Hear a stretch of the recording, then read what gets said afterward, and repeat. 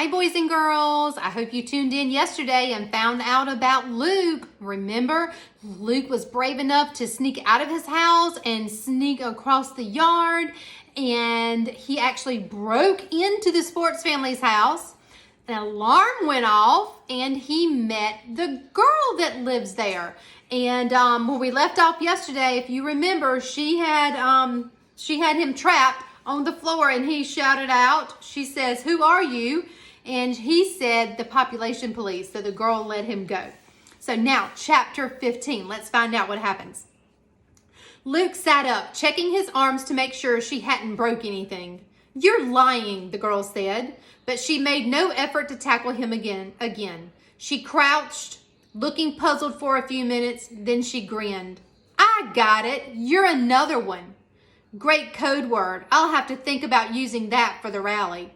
Now it was Luke's turn to squint in confusion. The girl giggled. "I mean, you're another shadow child, right?" Shadow? Luke wondered why his brain seemed to be slowing down. Was it just because she seemed several miles ahead of him?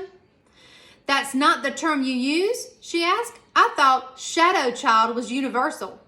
But, you know, an illegal, someone whose parents broke population law 3903, a third." Luke couldn't bring himself to confess. He'd broken so many taboos today, leaving the house, standing in the open yard, talking to a stranger. Why did one more violation matter? "You can say it," the girl coaxed. "I'm a third child. Why should there be anything wrong with that?" Luke was spared having to answer her because she suddenly sprang to her feet, exclaiming, "Oh no, the alarm!" Remember, the alarm had gone off earlier. She raced down the hall and around the corner. Luke followed to find her jerking open a closet door, then punching buttons on a panel of colored lights. Too late, drat! She ran to a phone, Luke following breathlessly. She dialed. Luke watched in amazement. He'd never talked on a phone. His parents had told him the great government could trace calls, could tell if a voice on a phone was from a person who was allowed to exist or not. "Dad," she made a face, I know. Call the security company and get them to cancel the alarm, okay?" Pause. "And might I remind you that the penalty for harboring a shadow child is $5 million or execution, depending on the mood of the judge?" She rolled her eyes at Luke while she listened to what seemed to be for a long time. "Oh, you know, these things happen." Another pause. Yeah, love you too. Thanks, Dad." She hung up. Luke wondered if he could run back to his house immediately before the population police really did show up. "They can find you now," Luke said, "just from the phone." The girl laughed. "They say, but everybody knows the government's not that competent." "But there really was an alarm," he asked, "and you have security guards." "Sure, doesn't everyone?" The girl looked and took another look at Luke. Oh, maybe not. She winced apologetically as soon as she'd said that. Luke decided to ignore the insult.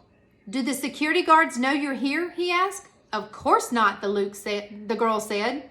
"If they came, I'd have to hide. Personally, I think my family has the alarm system to make sure I stay in the house. They don't know I can disable it. But," she gave him an evil grin, "I set it off sometimes just for fun." "That's fun," Luke said. He thought another third child would understand him, be just like him. This girl sure wasn't. "Aren't you scared the guards might find you?" "Not really," the girl shrugged. "And see, doing it on purpose every now and then helped us today. My dad didn't really even ask why the system needed to be stopped. He just thought it was me making trouble again." In a twisted way, she kind of made sense, but trying to figure everything out made Luke's head hurt. He glanced toward the door. If he could just get home safely, he'd never complain about being bored again. Here he felt as baffled as Alice in Wonderland from one of the old books in the attic. Or, he remembered, something he read in a nature book. Maybe he was like a prey of a snake that hypnotized its victims before it ate them. He didn't think the girl would hurt him, but she might keep him confused and fascinated until the population police or the security guards or someone else arrived. The girl saw where he was looking.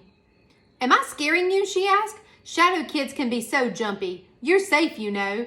How about if we start over? Would you care for a seat? What's your name? Anyway." Luke told her. Nice to meet you, the girl said, shaking his hand in a way that made him feel like she was kind of making fun of him. Then she led him to sit down on a couch in a room he'd first entered. She perched beside him. I'm Jen. Really, it's Jennifer Rose Talbert, but do I look like a Jennifer?